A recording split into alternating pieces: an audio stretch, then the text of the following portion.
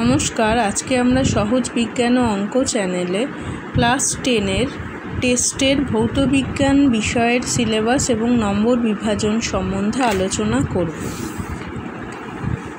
Class 10-এর সিলেবাসে টেস্টে যে অধ্যায়গুলি রয়েছে ভৌতবিজ্ঞানে সেগুলি হলো পরিবেশের জন্য ভাবনা, এতে আছে টোটাল 5 নম্বর, গ্যাসের আচরণ থেকে টোটাল 8 নম্বর, রাসায়নিক গণনা চ্যাপ্টার থেকে 4 নম্বর, তাপের ঘটনাসমূহ থেকে 5 নম্বর, আলো এবং চলতড়িৎ দুটি অধ্যায় থেকেই 12 নম্বর করে প্রশ্ন আসবে।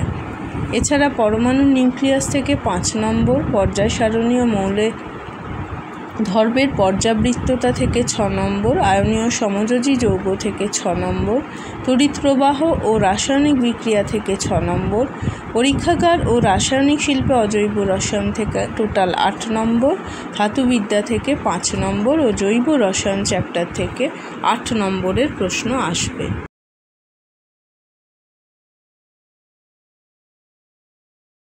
মাল্টিপল চয়েস প্রশ্ন টোটাল 15 নম্বরের অ্যান্সার করতে হবে এবং এখানে প্রত্যেকটি প্রশ্নের উত্তরই করতে হবে, অর্থাৎ কোনো অপশান নেই।